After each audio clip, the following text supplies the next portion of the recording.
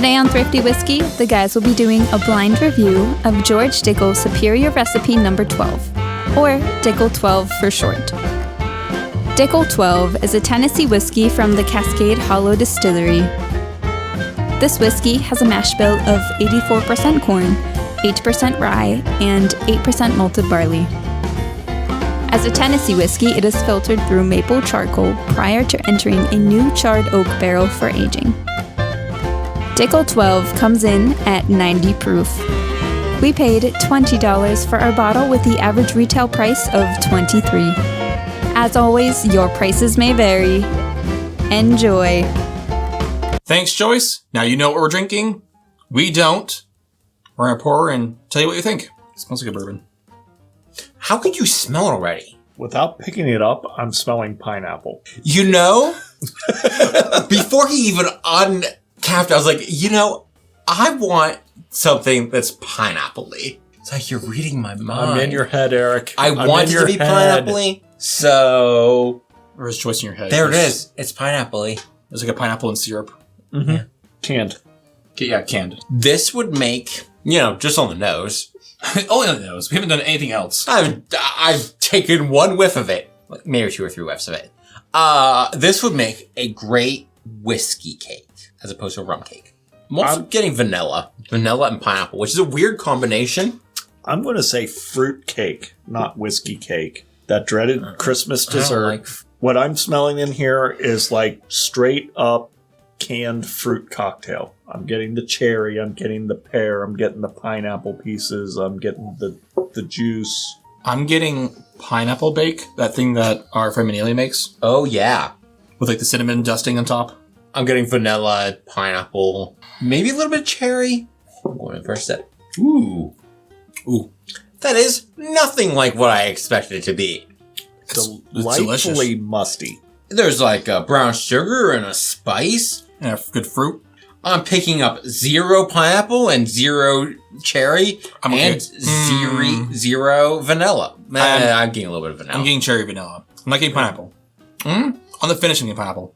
And I'm getting a tannicky mustiness. Yes. On the...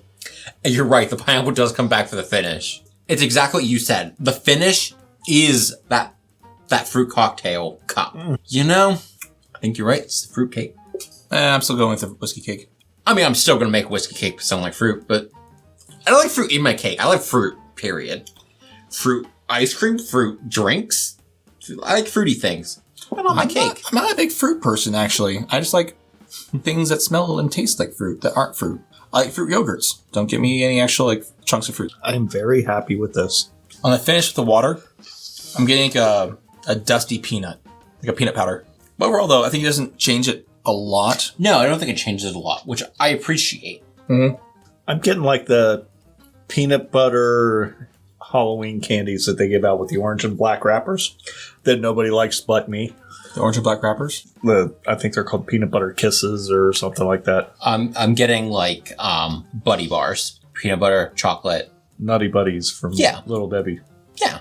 That's our notes on this whiskey. We're moving to our ratings. Our viewers want to know what you guys think of the nose, palate, and finish on a scale of 0 to 5. Nose, I'm going with a 4 on this one. I thought it was a great nose, not exceptional. There have been some that have totally blown me away. This one was not quite at that level yet. Interesting to me on this was the pineapple and the overall fruitiness of this nose. I think I was looking for just a little kick above just fruitiness. Something more would have put it over the top for me, and I didn't get that. Palate, again, I'm going with a 4. What you got on the palate is what you expected coming off of the nose, and it transitioned very well. The only surprising factor I got on the palate that I didn't get on the nose was like that, I called it like a delightful mustiness, tanniny kind of thing. I can't quite place it. I just really liked it. I found it surprising and enjoyable. 4 across the board on this one. I really enjoyed this palate. Everything just transitioned fluidly, and it was done very well. I love this whiskey. Honestly, I couldn't disagree more with you. My initial thought was, there's none of this None of what I got on the Okay. nose was what I got first on the palate. Okay. It took Okay. that, put it in the closet, and then I had to find it in the closet. I was too busy looking at the rest of the house to realize that closet was there with all those same notes. But yeah, I'm going to go ahead and give it 4s across the board. 4 on the nose. Actually, you know what? No, 4.5 on the nose. It had that pineapple that I was weirdly searching for before we even dove into it. And so it's going to get a half a point for just reading my mind. 4 on the palate, 4 on the finish. This finish, actually, you know what? No, I'm going 4.5 on the finish. 4.5, 4, 4.5. This finish was perhaps the best finish that I've had in maybe ever? That's hard to say. We've had 70 whiskeys, you said. Oh, no, this is episode 85, I think. Okay. Review in 85, not episode 85. Review 85. It's hard to say that this is the best finish I've ever had, but it's definitely up there. I'm giving it 4s across the board. Just, even before they said anything, I was like, yep, 4, 4, 4. It's a good nose, good palate, good finish. Honestly, but your comment about the finish is tempting me to jump the finish to 4.5. I'm not going to. I'm just going to leave it at 4.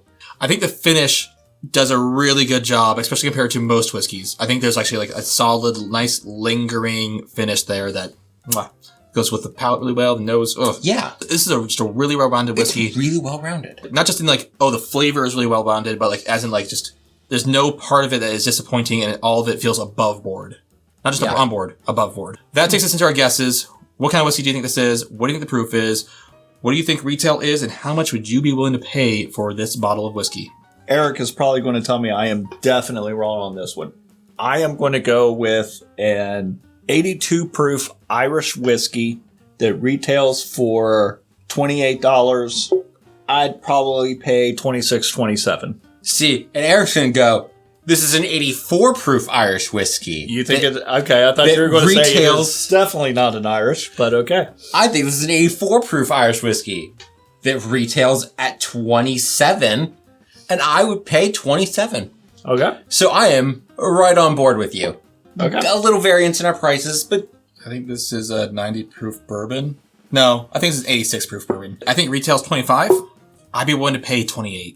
Today, we drank Dickel Tennessee Whiskey. Dickel 12. that's not Irish. Nope. That is definitely not Irish. This is Tennessee Whiskey. I'm claiming that one. You said bourbon. Tennessee Whiskey is bourbon. 90 proof. At one point, this was age stated at 8 years, but I don't think it is anymore. So it probably is still like probably 6 to 8 years old. Okay, so it's recipe 12, not... Yes, recipe 12. Okay. So the other one we have is recipe 8. Okay. This one's recipe 12. We paid $20. Generally retails for $23. It's a good buy. Yeah, it's a buy. Solid buy. Between our ratings and what we would pay for this is going on our favorites playlist. Yes. I haven't seen this before. This has serving fact information on the bottle. What? So for 1.5 ounces of this bottle is 109 calories.